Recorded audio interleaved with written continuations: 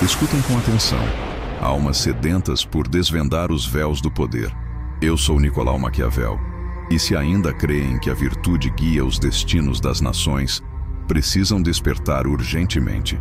A eleição brasileira de 2026 não será um conto de fadas sobre justiça, mas um embate brutal pela supremacia.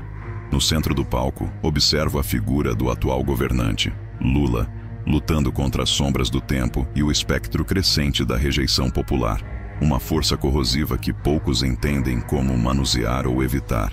A saúde vacilante, a imagem desgastada. Ao redor, os pretendentes, Haddad, Ciro, Tarcísio e outros que ainda se movem nas penumbras, calculam seus movimentos. Cada um carrega suas próprias falhas, suas próprias rejeições latentes, que serão impiedosamente exploradas. O jogo não será vencido pelo mais amado, mas talvez pelo menos desprezado. A verdadeira batalha se dará no controle da percepção, na manipulação das fraquezas alheias e na formação de alianças convenientes, ainda que efêmeras. Esqueçam os discursos floridos. O que definirá o próximo líder do Brasil será a pura e fria capacidade de jogar este xadrez implacável, onde a única regra é conquistar e manter o poder. O cenário é o Brasil, um caldeirão fervilhante onde ambições se chocam e a lealdade é moeda rara. O ano de 2026 paira como um espectro, um ponto de inflexão onde o destino será selado. Mas não se enganem, a batalha já começou. As peças estão se movendo agora, neste exato momento. Observem o governante atual, Lula, uma figura experiente, sem dúvida, mas que agora enfrenta a inexorável erosão do tempo e a crescente maré do descontentamento popular. Seus potenciais sucessores e adversários como Haddad, Ciro e Tarcísio orbitam esse centro de poder enfraquecido, cada um avaliando o momento certo para o bote. A nação inteira serve de palco, das capitais às menores vilas, mas a verdadeira guerra se trava nos corredores do poder, nas manchetes manipuladas e nas conversas sussurradas. É um jogo que transcende a geografia física, ocorrendo na mente coletiva. Este período pré-eleitoral é crucial. É aqui que as alianças mais improváveis são forjadas e as traições mais dolorosas são plantadas. O tempo, meus caros, não é apenas um calendário, é uma arma estratégica, e 2026 será apenas a colheita do que está sendo semeado hoje. O tabuleiro está diante de vós, as regras brutais, reveladas. Permanecer nas sombras da ingenuidade é aceitar ser manipulado. Querem decifrar os códigos do poder e parar de ser meros peões? Inscrevam-se agora, debatam as estratégias nos comentários e unam-se aos que ousam enxergar além da superfície. Adquiram a visão que transforma vítimas em arquitetos do próprio destino e comecem a jogar para vencer. O que realmente se desenrola diante de nós, enquanto o Brasil marcha rumo a 2026, não é uma mera eleição. É a encenação crua da luta pelo poder. Um espetáculo onde a virtude, a habilidade de impor a vontade e adaptar-se à fortuna, será testada ao limite. Trata-se da definição de quem comandará, quem ditará as regras do jogo nos próximos anos. A importância disso transcende promessas vãs e programas de governo. O cerne da questão é a sobrevivência política e a conquista da hegemonia. Como sempre ensinei, o objetivo primordial de um príncipe não é ser bom, mas sim parecer bom enquanto faz o necessário para manter o Estado. E o necessário, muitas vezes, envolve manobras que fariam os moralistas corarem. Neste cenário específico, a dinâmica central será a gestão da rejeição. Por quê? Porque em um ambiente polarizado, evitar o desprezo profundo do povo é mais vital do que angariar amor. O ódio pode ser gerenciado, o amor é fugaz, mas a rejeição consolidada é um veneno que paralisa, que impede a formação de maiorias, que condena a irrelevância. Portanto, a disputa de 2026 será vencida não pelo mais popular, mas por aquele que souber, com astúcia de raposa e força de leão, explorar a rejeição alheia e blindar-se da própria. É um cálculo frio sobre a natureza humana e a fragilidade das reputações. Imaginem a cena. Pesquisas recentes apontam índices de rejeição que assombrariam qualquer líder menos experiente. O palácio murmura com intrigas, alianças são testadas e desfeitas sob o véu da noite, enquanto a opinião pública oscila como um pêndulo ao sabor de cada escândalo ou promessa vazia. Isso não é apenas política cotidiana, é a fortuna girando sua roda implacável. O que muitos não percebem é que cada declaração calculada, cada ataque velado, cada movimento no xadrez ministerial é uma peça sendo posicionada para o confronto final de 2026. O enfraquecimento percebido do atual governo não é um acaso, é um sinal de sangue na água que atrai os tubarões. A urgência reside aqui. Enquanto a maioria assiste passivamente, os jogadores reais estão definindo o campo de batalha, explorando brechas, construindo fortalezas e minando adversários. Ignorar essas manobras agora é permitir que seu futuro seja decidido por outros, é aceitar a coleira sem sequer notar que ela está sendo ajustada. Compreender a dinâmica implacável da rejeição e da manipulação de imagem neste exato instante não é um exercício intelectual. É uma necessidade estratégica para quem se recusa a ser mera massa de manobra. O tempo para entender as regras antes do apito final está se esgotando. Entendam a essência desta contenda que se avizinha. O que está em jogo em 2026 não são meras políticas públicas, mas a própria arquitetura do poder no Brasil. Trata-se de uma disputa onde a percepção de força e a capacidade de infligir dano ao adversário superam qualquer discurso virtuoso. A chave mestra, como já revelei séculos atrás e permanece imutável, reside em um ponto crucial: a gestão da imagem e, mais especificamente, da rejeição. Um líder pode sobreviver ao ódio, mas o desprezo popular é um ácido que corrói as fundações de qualquer governo. O enfraquecimento de Lula ilustra perfeitamente essa dinâmica implacável. Por isso, a batalha vindoura será vencida por aquele que dominar a arte da dissimulação, que souber pintar o rival com as cores mais sombrias, enquanto se apresenta, talvez falsamente, como a única alternativa viável. É o controle da narrativa.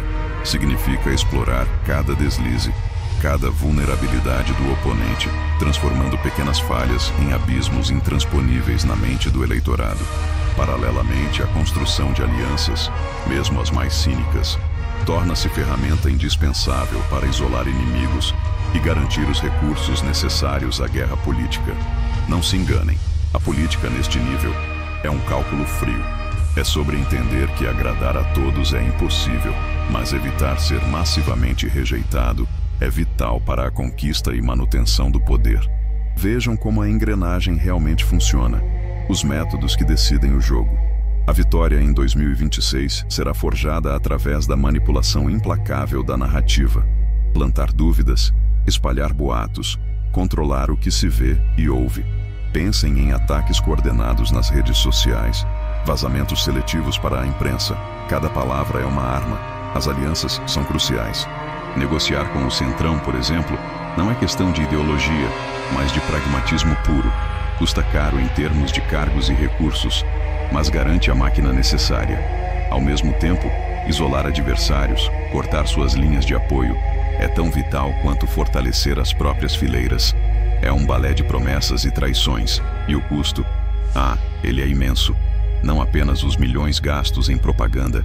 O preço real é medido na moeda da rejeição. Quando um candidato ultrapassa a barreira dos 45-50% de rejeição, torna-se quase inviável. Esse número, essa métrica fria, é o termômetro que os estrategistas observam com olhos de falcão. Assim, a tática é clara: inflar a rejeição do oponente, martelando suas fraquezas, seja a idade de Lula, a instabilidade de Ciro, a rigidez de Tarcísio, enquanto se gerencia a própria imagem com uma disciplina ferrenha. É um processo caro, sujo e absolutamente essencial para quem almeja o poder supremo. Para os que realmente desejam dominar o jogo, e não apenas observá-lo, é preciso ir além do óbvio. A verdadeira maestria em 2026 não estará apenas em apontar a rejeição do adversário, mas em fabricá-la sutilmente, explorando não apenas os erros, mas as próprias virtudes percebidas, torcendo-as até que se tornem passivos. Pensem em transformar a experiência de Lula em velho e, ultrapassado, a tecnicidade de Tarcísio em frieza insensível. A eloquência de Ciro em verborragia instável é a alquimia da difamação. A estratégia avançada envolve também o domínio da ocasione, o momento oportuno. Saber quando silenciar e quando desferir o golpe mortal, quando forjar uma aliança inesperada para desestabilizar o tabuleiro, ou quando deixar que os inimigos se destruam mutuamente. Analistas já apontam que a fragmentação da direita ou as divisões internas na esquerda são feridas abertas, prontas para serem exploradas por quem tiver a audácia e a frieza necessárias. O controle do tempo e da percepção é a arma suprema dos verdadeiros príncipes, não dos amadores. Não pensem que falo apenas de teoria. Observem os números que circulam nos bastidores do poder, as pesquisas que medem a febre da opinião pública. Nenhum dos principais nomes cotados para 2026 escapa de um índice de rejeição preocupante, um testemunho da polarização e do desgaste que mencionei. Historiadores atentos, e eu vi muitos impérios ruírem, confirmam: líderes que perderam a capacidade de, se não inspirar amor, ao menos evitar o desprezo generalizado, raramente terminam bem. A queda de tantos governantes, aqui mesmo no Brasil e em terras distantes, não foi obra do acaso, mas fruto direto dessa corrosão fatal da imagem pública. Os estrategistas mais astutos, aqueles que realmente aconselham os príncipes modernos, sabem disso. Eles não seguiam por ideais, mas por gráficos de popularidade e análise de sentimento nas redes. Cada ponto percentual de rejeição é um prego no caixão político. Eles veem o enfraquecimento de Lula não como um julgamento moral, mas como um dado estratégico. Analisam a dificuldade de Haddad em se desvencilhar da sombra do mentor.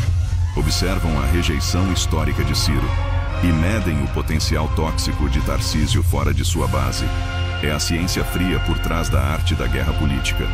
Os números e a história não mentem. A rejeição é o campo minado onde muitos perecerão. Recapitulando, almas atentas, a jornada até 2026 no Brasil não será para os corações sensíveis. Desvendamos que a verdadeira disputa não reside em projetos idealistas, mas na crua batalha pela manutenção e conquista do poder. Um jogo onde a astúcia e a força prevalecem sobre a virtude proclamada. A lição central, que ecoa desde os meus tempos e ressoa hoje com força brutal, é esta: a rejeição é a doença mais letal para um aspirante a príncipe. Evitar o desprezo do povo e dos poderosos é mais crucial do que buscar um amor que, por natureza, é inconstante e traiçoeiro. Vimos como a imagem de Lula se desgasta sob este prisma e como seus potenciais adversários carregam vulnerabilidades semelhantes. Entenderam como a manipulação da narrativa, a formação de alianças estratégicas, mesmo as mais desagradáveis, e a exploração impiedosa das fraquezas alheias são as verdadeiras ferramentas que moldarão o resultado. Quem dominar essas artes sombrias, quem souber jogar com a frieza necessária, estará mais próximo do trono. A política, como a guerra, exige pragmatismo implacável. O cenário está posto, as táticas foram expostas. Agora resta a questão final: como usarão esse conhecimento? Chegamos então ao cerne da questão. O que ocorrerá em 2026 no Brasil será o resultado direto da habilidade dos jogadores em aplicar as lições que lhes revelei. O poder não é para os justos, a rejeição é fatal e a manipulação é a ferramenta essencial. Vimos o campo de batalha, os principais atores com suas forças e fraquezas e a dinâmica implacável que regerá a disputa. A estratégia, portanto, é clara para aqueles que desejam não apenas assistir, mas influenciar ou mesmo triunfar. Dominar a arte de parecer, de controlar a informação, de forjar e romper alianças com frieza calculista e, acima de tudo, de explorar a aversão que seus rivais inspiram. O resultado esperado: para quem aplicar estas táticas com virtude, a possibilidade real de ascender, de consolidar poder, de ditar os rumos. O próximo passo é vosso. Continuarão a ver a política com os olhos vendados pela moralidade ingênua, ou começarão a enxergar o tabuleiro como ele realmente é? Abram os olhos. Analisem cada movimento dos atuais e futuros postulantes ao poder sob esta ótica pragmática. O jogo do poder não perdoa os despreparados. Agora que a verdade foi dita, a questão final ecoa: usarão essa arma que lhes dei ou permitirão que ela seja usada contra vocês? Fechem os olhos por um instante e decidam: serão jogadores ou continuarão sendo peças? A escolha definirá vosso lugar neste grande teatro.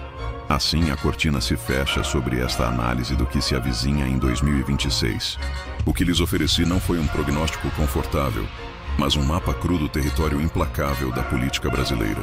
Desvendamos juntos quem são os jogadores, o que realmente está em jogo, onde e quando a batalha se intensifica, porque a rejeição é a métrica suprema, como as armas da manipulação e da aliança serão empunhadas e quanto custa, em capital político e reputacional, cada movimento neste tabuleiro.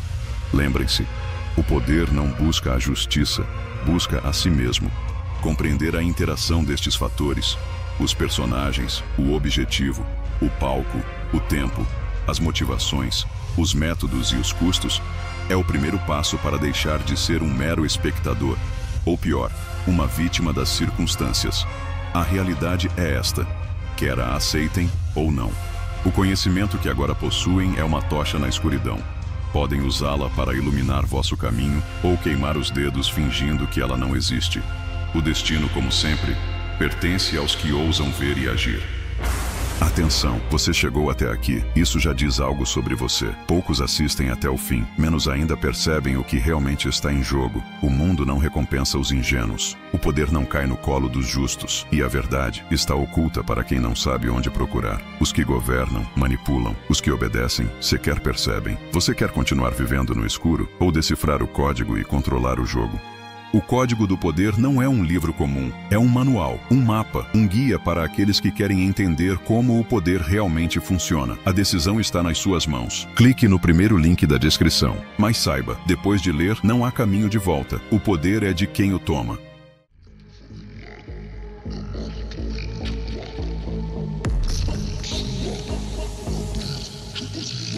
Yeah.